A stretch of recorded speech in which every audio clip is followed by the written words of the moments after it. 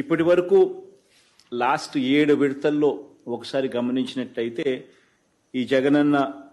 తోడు పథకం అనేది ఏదైతే జరుగుతూ ఉందో ఆ పథకంలో ఈ 7 విడతలే కాక ఈ 8వ విడత కూడా పరిగణలోకి తీసుకుంటే ఇప్పటి వరకు యూనిక్ బెనిఫిషరీస్ ఇప్పటి వరకు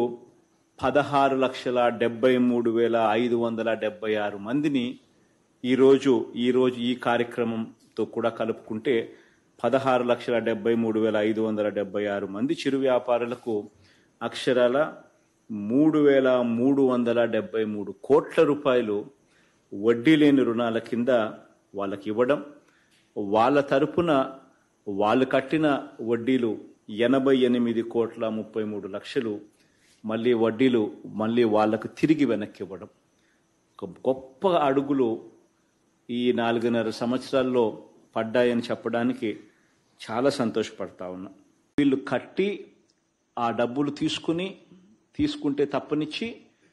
వీళ్ళు బతుకులు ముందుకు సాగని పరిస్థితి. ఇలాంటి పరిస్థితి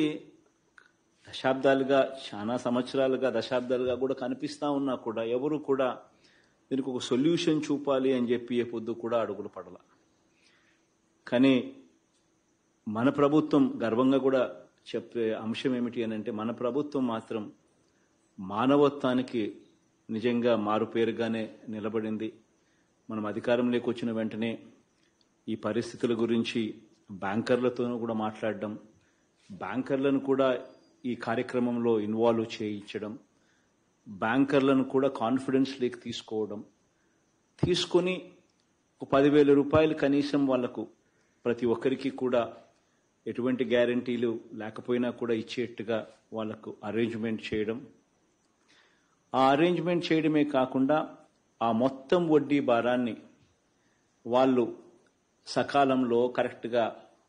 కట్టేట్టుగా వాళ్ళను మోటివేట్ చేస్తూ అలా కడితే మొత్తం వడ్డీ భారం మొత్తం రాష్ట్ర ప్రభుత్వమే భరిస్తుంది అని చెప్పి ఒక భరోసా కల్పించి ఆ అడుగులు ఆ దిశగా వేయించడం, ఇవన్నీ కూడా చేస్తూ ఈరోజు